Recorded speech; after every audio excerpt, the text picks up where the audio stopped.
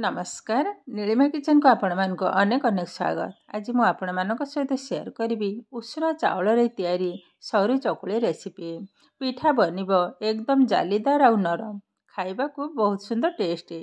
तेबे भिडियोटी को स्किप न करी संपूर्ण देखंतु। आशा करुछि भिडियोटी आपण मानक बहुत पसंद आसीबो। तेबे चलंतु न डेरी करिबानी आरंभ करिबा आज मजादार सरू चकुली रेसिपी।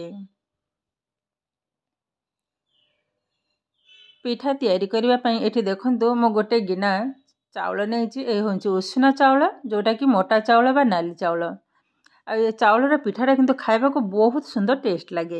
एबे चाउल को आग परिष्कार भाबरे धोई नबा। ढाली नेली बाउले एबे 4-5 थर भल भाबरे धोई नेबी। जेहेतु ए घरोई चाउल आ चाउलटा को देखंतु संगे संगे मेसिन रे कोटा हिंची भल भाबरे एभली भाबरे चकट आग धोई नबा। 4-5 थर कंटिन्यू ताकू धोई नेबी। एबे देखंतु चाउल को मत परिष्कार भाबरे धोई नेला परे आउरी गोटे गिलास पानी को ढाली नेली। एबे यहाँ को पाखापाखि 3-4 घंटा छाड़ी देबी बतुराइबा पई। जेहेतु मोटा चाउल टिके टाइम लागिबो। बतुरला परे आपण मानक सहित शेयर करबी। एबे चाउलटा को खोली नउचे। एबे चाउलटा देखंतु सुंदर भाबरे कितु फुली जाई जे। देखंतु केतेटा मोटा बनी जे। आ एंते भांगिलारो आराम से मत भांगी जाउची चाउलटा। चाउलटा किंतु सुंदर भाबरे बतुरी जाइछि। एबे हाको शिଳରେ बाटी नबा। ग्राइंडर किंतु बटाटा ठीक से हबनी, काहे कि ना ए पिठा पई चाउल एकदम चिकन भाबरे बाटीबा को हबो।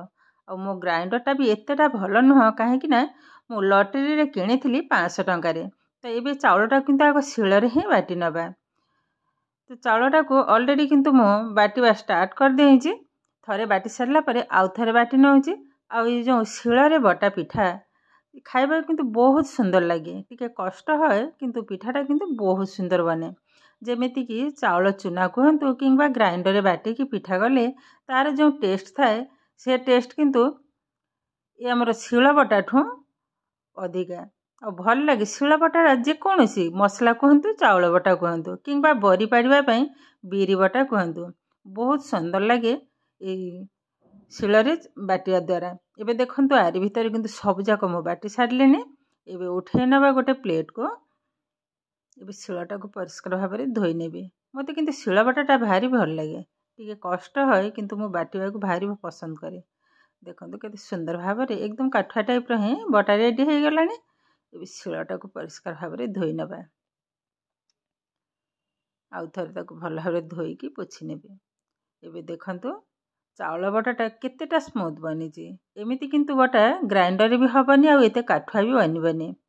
देखंतु केतेटा सुंदर बनीची। जेहेतु नाली चाउल टिके कला कला टाइप रे ही देखा होची। एबे आधरे मिशन स्वाद अनुसार लुण, गोटे फाळ नडिया को कोरी की मु ताको शिଳରେ ही बाटी नैथिली। सब जाक मिसई नबा। एबे भल भाबरे आग चकटी नबा। तापरे आधरे आधा कप पानी देबी। पानीटा जेतिकी लागिबो। एबे ढाली नबा पानी मु आधा कप नैछि। जदि लागिबो त पछरे ही देबी। भल भाबरे गोळी नेबी आग। आउ टिके लागिबो पानी। एकदम पतला ही हबो। बेसी बहलिया हेले पिठाटा किंतु भल लागिबनी खाइबा को। एबे गोळा हमर रेडी हे गलानी। देखंतु आहार घनत्वटा ठीक एई भली भाबरे ही रहइबो। चामच रो पछ साइड रे देखंतु एकदम पतला गोटे लेयर टाइप रो ही बसी जाउची। ठीक एई भली भाबरे ही हबो। एबे पिठा तैयारी करिबा। गैस रे ऑलरेडी बसई नेछि कड़ीटा भल भाबरे तातिला परे आधरे अल्प किछि तेल को पकई नेबी। एबे हल्का टिके पानी को छाटी नबा। अल्प टिके पानी बस। एबे कोन करबा गोटे कॉटन कपड़ा सहायरे एक्स्ट्रा तेलटा को भल भाबरे पोछि नबा।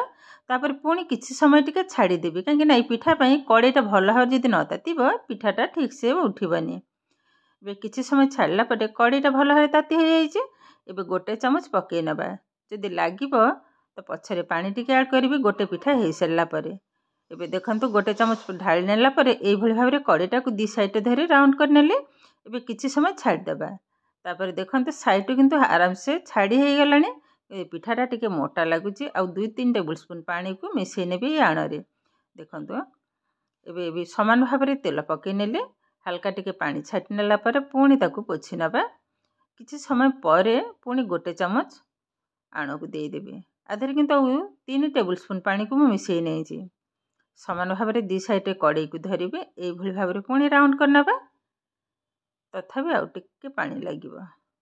मोटा लगुच एबे टिके कभर करनबा कभर करले भी हबा नहेले नहीं टिके कभर करनेले भल हबा बेसी नुह 7-8 सेकेंड पे कभरटा खोली नेला परे किछि समय पर ही ताको उठेबी संगे संगे उठेला माने उठिबनी देखंतु साइड ए भली भाबे टिके खड़िका साहाय्य छाड़ी नउची एबे उठे नबा देखंतु केते सुंदर भाबरे जो उष्ण चाउल पिठा किंतु हमर रेडी हो गलानी समान भाबरे ए भली भाबरे सब जाक पिठा को आग भाजी नेबे देखंतु केते अल्प माने खर्चरी आधरे किंतु किछि भी खर्च नहीं घरे थिबा जे कोनसी चाउल माने जो हमर भात है नॉर्मली जे चाउल से चाउल रे किंतु सुंदर भाबरे किंतु पिठा हमर बनी जाए आरी भीतर देखंतु पिठा जाक सब जाक पिठा किंतु बहुत सुंदर बनी फास्ट पिठाटा टिके मोटा बनी जाइए तो ये भाव सब जाक पिठा को आग भाजी नेबी यहाँ किंतु आमर लास्ट देखंतु